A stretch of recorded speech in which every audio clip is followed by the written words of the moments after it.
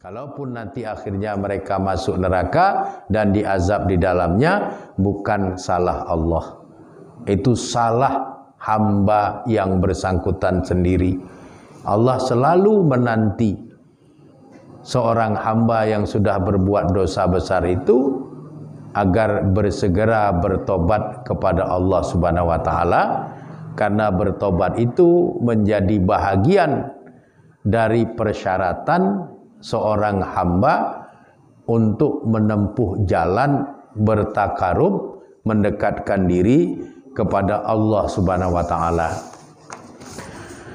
Kemudian yang kelima,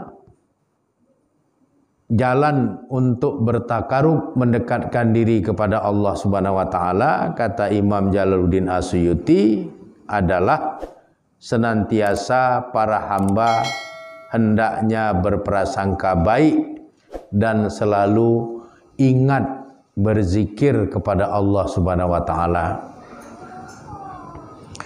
Hal ini merujuk kepada hadis riwayat Imam Bukhari dan Imam Muslim dari sahabat Abu Hurairah. Anin Nabi sallallahu alaihi wasallam annahu qala, dari Nabi sallallahu alaihi wasallam sesungguhnya beliau bersabda, qala Allahu azza wa jalla, Allah yang maha mulia telah berfirman, ana inda zonni abdi bi, sesungguhnya aku mengikuti prasangka hambaku terhadap diriku. Jadi hamba itu kalau dia berprasangka baik kepada Allah, maka Allah pun akan berprasangka baik kepadanya. Oleh karenanya kalau kita ingin bertakarub, mendekatkan diri kepada Allah, selalulah kita berprasangka baik kepada Allah.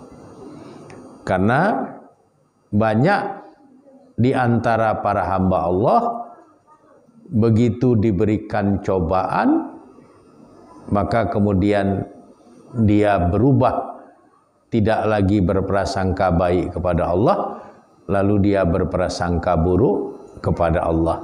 Padahal Allah hanya sekedar ingin menguji imannya untuk ditingkatkan kualitas derajat kehidupannya di dunia dan di akhirat. Tapi ternyata dia gagal, yang tadinya dia berprasangka buruk, yang tadinya dia berprasangka baik kepada Allah, kemudian dia berubah menjadi berprasangka buruk karena Allah menguji keimanannya di dalam kehidupannya. Sering kita mendengar orang mengeluh, saya ini sudah jadi orang baik, saya ini sholat nggak pernah tinggal, tahajud tiap malam, tapi ke Allah masih membuat saya seperti ini. Ada bahasa-bahasa begitu dari hamba.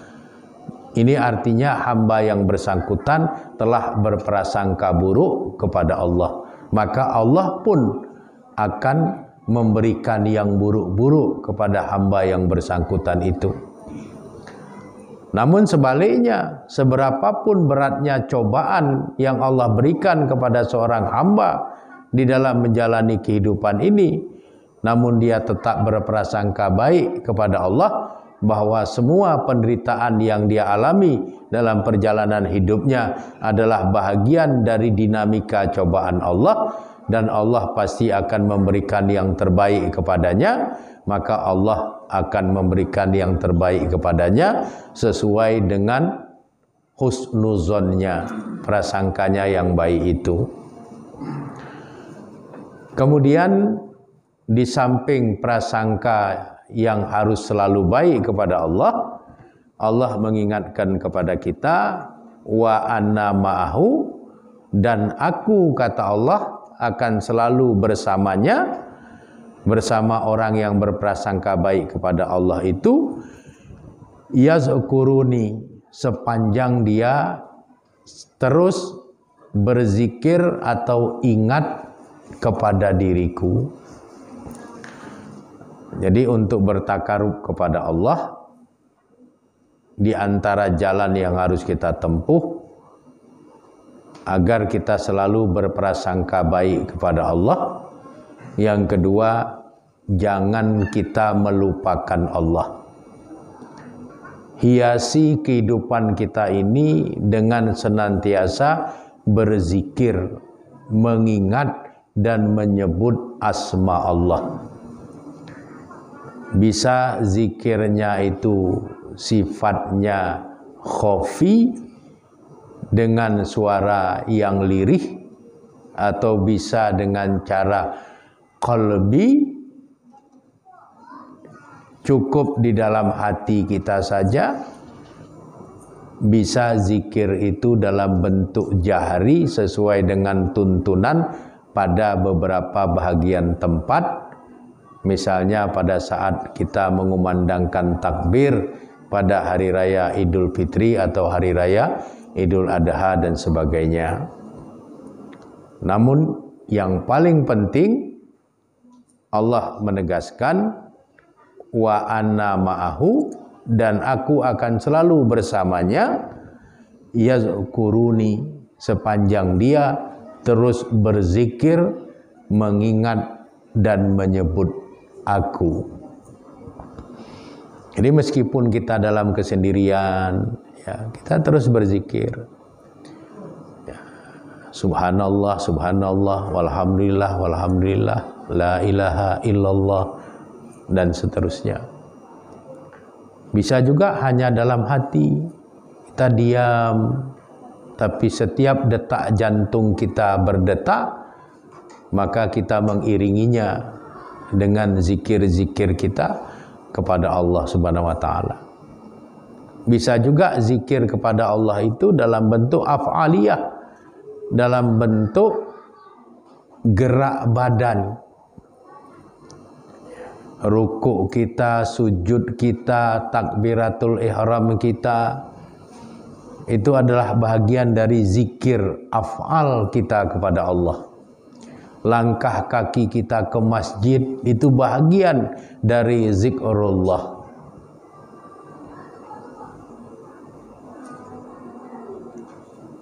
Kita bantu orang sehingga dia terlepas dari kesusahannya, itu bagian dari zikrullah yang berbentuk af'al, yang berbentuk perbuatan-perbuatan. Ada sesuatu yang bisa mengganggu orang lain yang melintang di jalan, kita singkirkan sehingga orang terlepas dari bahaya. Itu adalah af'alu zikri, itu adalah perbuatan zikir. Sehingga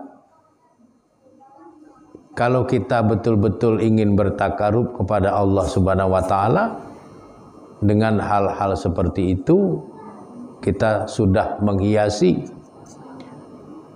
semua perjalanan hidup kita itu dengan mengingat Allah.